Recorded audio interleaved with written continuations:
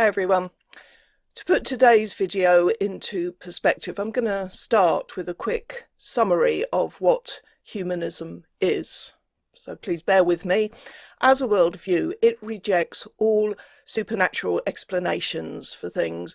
It is underpinned by a commitment to rational inquiry and holds that truths about the natural world are discovered through the scientific method, and that decisions about how to behave as individuals and about how to organise as societies should be guided by reason and evidence and humanity.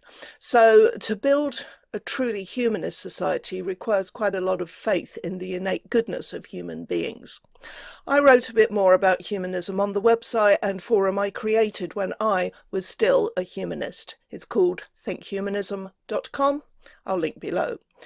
Humanism used to be a very large part of my life. I was a member of the British Humanist Association for about 25 years. It's now called Humanists UK, by the way.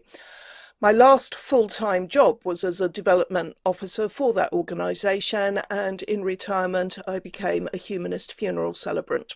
In 2018, I resigned my membership of the organisation because I'd lost much of my faith in humankind and in humanism, thanks to the support given by Humanists UK and other humanist organisations to the iniquitous nonsense that is gender ideology, and by the behaviour of certain high-profile individuals who call themselves humanists.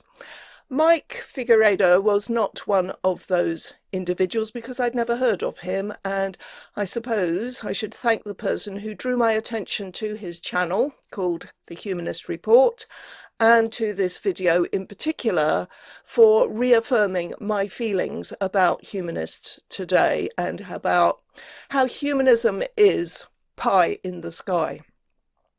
The video is called JK Rowling Transvestigates Another African Cis Woman. So obviously from the title alone, we know where he's coming from, which is a place of hostility towards JKR and a place of dishonesty or delusion, or both. I think the thumbnail, "She begs to be sued again," is particularly mendacious because it gives the impression that she has been successfully sued already, but she hasn't. Do we even need to look at this video? Well, I'd like us to, because it illustrates so perfectly how it is possible to get away with calling yourself a humanist while totally betraying the most basic humanist principles, and how, as a label, the word humanist counts for nothing. It's much like the labels skeptic and progressive and, dare I say it, feminist these days. They are just labels, and they are often adopted by people who believe and do the very opposite of what those words are supposed to mean. By the way, I found Figueredo on X, where he helpfully has the pronouns he, him in his bio, so people whose brains have run out know he's male, because it's not at all obvious otherwise. We'll start at the very beginning. As you'll all recall, JK Rowling spearheaded an international hate campaign against Algerian boxer Imani Khalif during the Paris Olympics.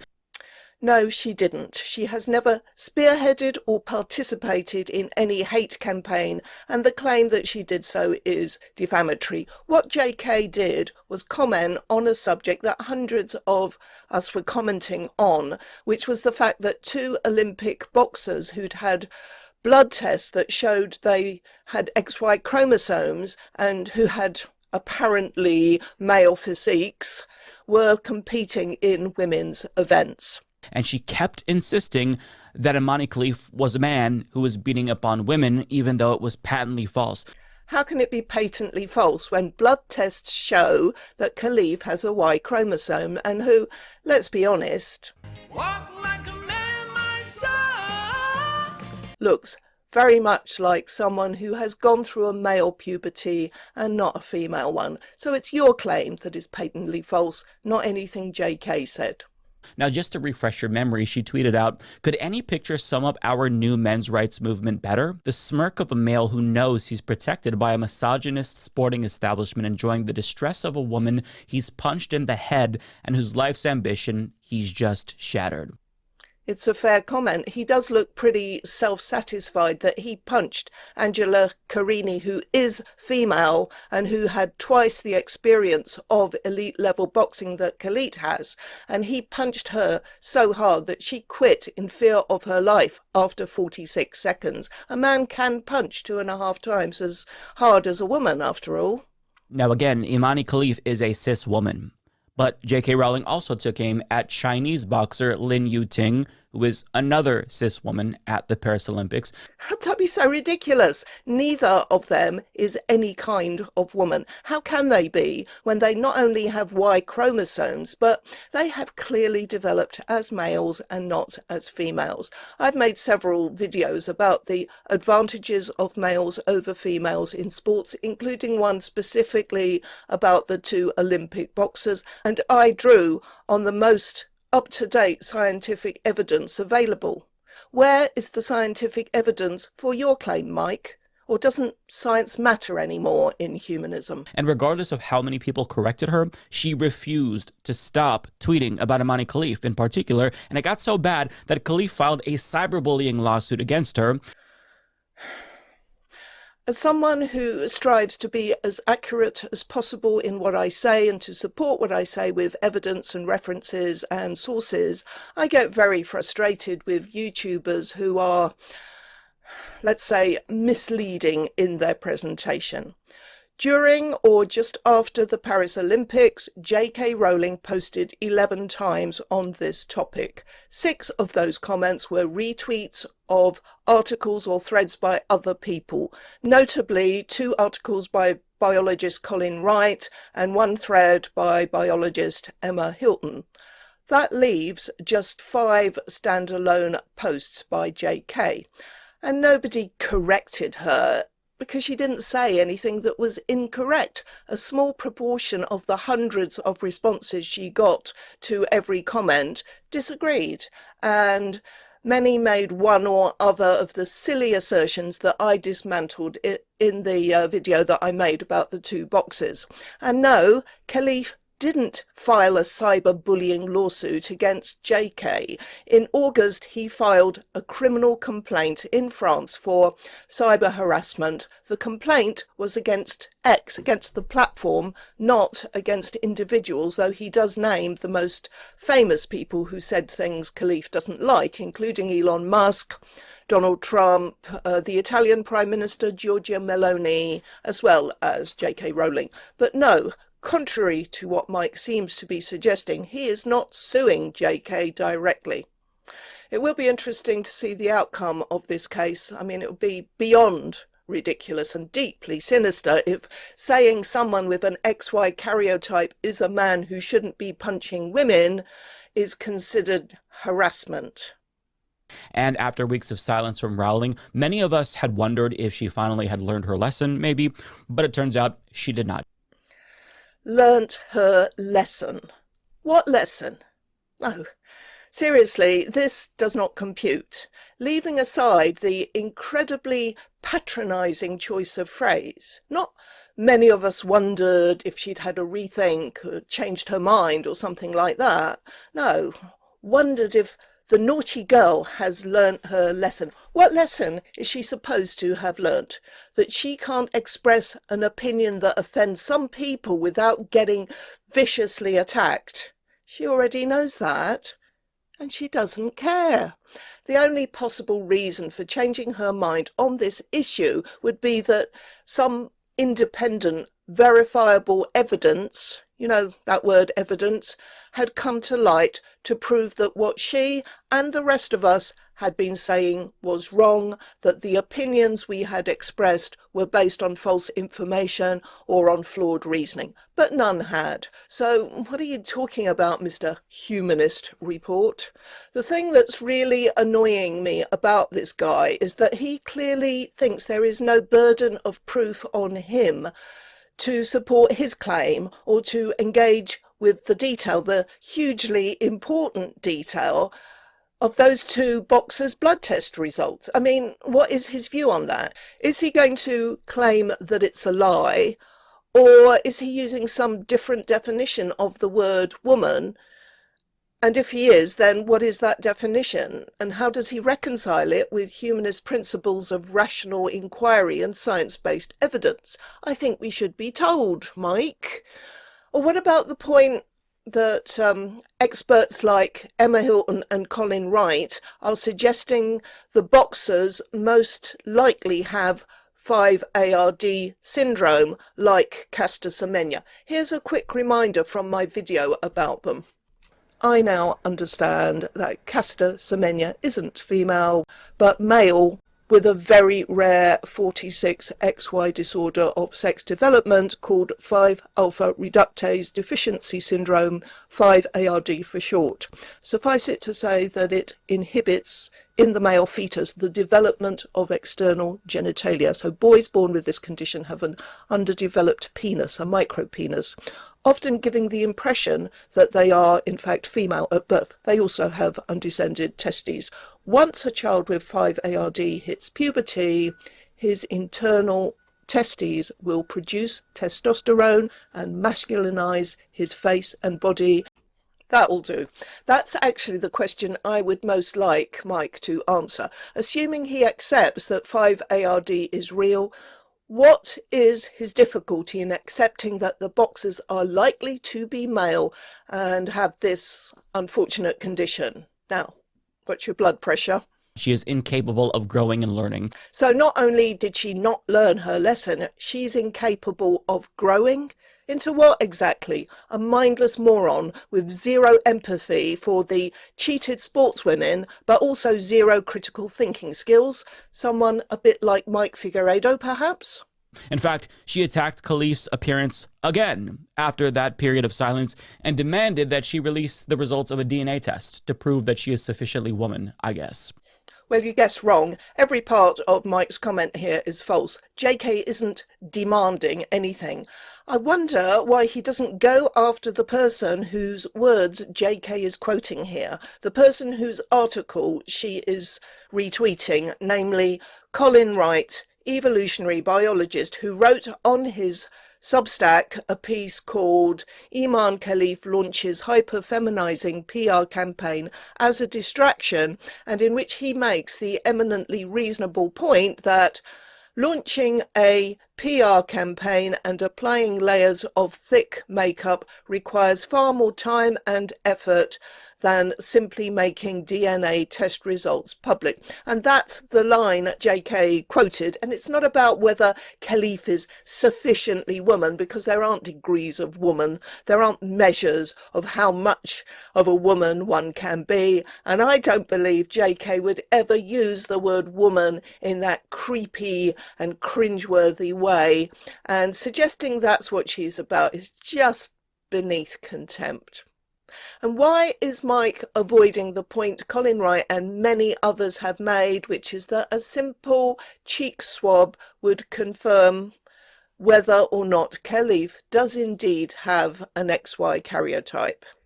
And even though Imani Khalif was brought to tears by these despicable attacks, JK Rowling never felt an ounce of sympathy for the deluge of hate that she incited against this woman. She never apologized, never even bothered to issue a correction. Now, you're the one trying to incite a deluge of hate, numbskull. God, he's so entitled. He's even assuming he knows how JK felt. She may well have felt sympathy for Khalif, but I would hope and expect that most of her sympathy would be for those sportswomen whose dreams he shattered. And contrary to what this unconscionable individual is claiming, she has never incited any hate. She has simply voiced opinions that are shared by thousands and thousands of people on whose side the weight of available evidence lies. So there's no need for any corrections to be issued, but I look forward to seeing your corrections, Mike. So it goes without saying that JK Rowling is a terrible human being who has not and will never learn her lesson. Yes, he really said that. She'll never learn to become the handmaid that men's rights activists like Mike Figueredo want her to be. And let's just examine the evidence of how terrible a human being she is. Well, her rags to riches story is well known. Her creation of Harry Potter helped her achieve billionaire status, which she quickly lost by giving away so much of her money to charitable causes. As well as donating, she also founded charities such as Lumos, fantastic international children's charity. I can't begin to estimate how much good that charity has done for children around the world, including Africa, by the way, and there's a reason that I'm stressing that. She also founded the Volant Trust, which helps to fund projects to alleviate social deprivation in mainly Scotland. The Anne Rowling Clinic at Edinburgh University for people with neurodegenerative diseases, and of course, Beera's Place in Edinburgh for survivors of sexual abuse. That's how terrible a human being she is. Now, we're less than 2 minutes into his video and haven't even touched on the thing that has inspired his latest offensive against her. Here goes. And she already found a new target. This time, it is 24-year-old Barbra Banda, who is a soccer star from Zambia, and she plays for Orlando Pride, and she's also the captain of her country's national team, and she just won the vote to be BBC's Footballer of the Year. So what's the problem? This is a woman who is succeeding. You would think that JK Rowling would be happy about that. The problem is that Barbra Banda is male, and therefore isn't a woman. And that's why we protested outside the BBC offices recently. But no, JK Rowling, the arbiter of femininity and womanhood, doesn't think that Banda's woman enough to be deserving of this award. Isn't it pathetic how he credits JK with opinions that she has not expressed and which nothing she has ever said anywhere justifies his saying that this is how she thinks? I don't believe for a second that he really thinks JK has set herself up as an arbiter of femininity or an adjudicator of whether someone is woman enough. This is just another canard from the cult playbook, and it happens to be the latest one that I addressed in my Awful Arguments by Trans Activists series, video number 23, Policing Femininity. It has to be one of the dumbest arguments they make. And she presumably thinks that Banda is a man pretending to be a woman. So in response to this news, she tweeted out, presumably the BBC decided this was more time efficient than going door to door to spit directly in women's faces. And as you can see, she's responding to someone who's pointing out that Banda failed to meet sex eligibility requirements and was apparently banned from playing by the Confederation of African Football several years ago. JK is actually quote tweeting an article in the Telegraph by their sports writer Oliver Brown here, and the Telegraph swiftly changed the headline to reflect what JK had said. Now, to cut a long story short, the Confederation of African Football has set the maximum level of circulating testosterone allowed in female players, and it seems that it's standard procedure for the Zambian Football Association to conduct tests on its female players. Oliver Brown's piece says, Telegraph Sport established that Banda had never undergone a test and was deselected for the competition as a preemptive measure. That's interesting, isn't it? It's almost as if the Zambians know Banda is a man. Now, because of this, it's led to speculation about her possibly being trans, as if that's such a bad thing. No, it hasn't led to speculation about Banda being trans, certainly not by JK or any other high-profile commenter who has publicly objected to Banda playing in women's football and winning women's awards. They include elite athletes and some of our former Olympians like Tracy Edwards, Tish Reed, Sharon Davis, and Mara Yamauchi, who is now an advisor of the Sex Matters charity. Here she is. Well, there's plenty of evidence that Banda is male with a disorder of sex development. There are allegations that Banda refused to lower testosterone. The only people who need to lower testosterone to play in women's sports are males. These males go through normal male puberty. They have testes, XY chromosomes, male levels of testosterone. It is unfair Yeah, as you said, this is not a trans case, but the similarity between the issue of DSDs and trans is that this is bringing male advantage into the female category. The female category exists for the sole purpose of excluding male advantage. Yes, in their eagerness to support undeserving men over deserving women, some people, like Mike, are getting the issues here a bit muddled. At the BBC protest, which we held early evening when hundreds of BBC staff were leaving the BBC building, we heard a couple of shouts from them about trans rights are human rights, because apparently cheating in sport is a human right when men who LARP as women do it.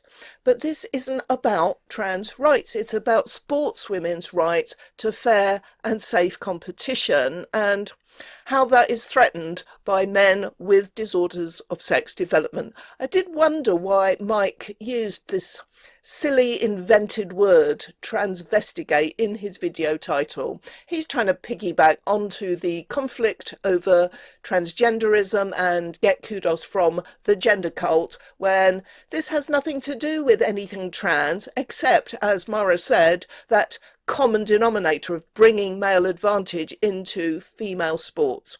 I checked to see what developmental biologist Emma Hilton had to say, given that she is one of the top experts in this field. Here we go. Frankly, the question isn't, is it a male DSD, but which male DSD is it? And we know, at least those of us who work on this topic, which one is the most likely by some measure. Banda might be the weird PCOS outlier. PCOS, polycystic ovary syndrome, isn't a DSD, but a hormonal disorder that results in raised testosterone in women, but it isn't raised to anything close to the lowest levels found in males. Emma puts the chance of Banda having that disorder at about 1%. She puts Banda with a male DSD at over 95%. Quote, "That's a combination of science and understanding sport pipelines. You can cling to my freely acknowledged 1% uncertainty, but I have never been wrong about the sex of these athletes." Now that's a professional biologist, but Mike isn't going to let anyone like that spoil his preferred narrative, which is, guess what? But ask yourself, why JK Rowling almost always fixates on women of color? She doesn't fixate on anyone, but your fixation on her is excruciating to watch. She's the most suspicious of black women and women of color. I mean, 2 of the 3 high-profile women that she has transvestigated this year are African women. Oh, enough of this stupid word transvestigate. Saying a man with an unfortunate DSD is a man isn't transvestigating, and it so happens that 2 out of the 3 men believed to have 5-ARD are African. She didn't single them out, you bellend. They were already attracting commentary and news reports for precisely this reason. So JK Rowling isn't just revealing her transphobia, she's also exposing her racism. Despicable and defamatory. Who did he say was begging to get sued? Ask yourself why he's fixating on JK and ignoring the professionals, the scientists, the athletes. Oh, and Reem Al-Salam, United Nations Special Rapporteur on Violence Against Women, in that same article by Oliver Brown, is quoted as saying that sex testing should be mandatory to ensure fairness in sport.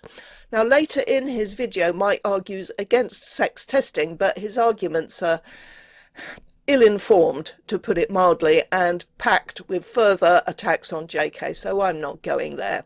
He's picking on JK Rowling because she's so famous, she's too big to concern herself with a no-mark like him, and above all, because she's a woman who consistently stands with women, and he, like so many in this loathsome cult, doesn't have the guts, much less the ability to deal with the actual issue here, which is fairness and justice for women. He is one of the worst ambassadors for humanism imaginable, though he has plenty of competition. And frankly, if what he's doing is humanism, they can shove it where the sun don't shine.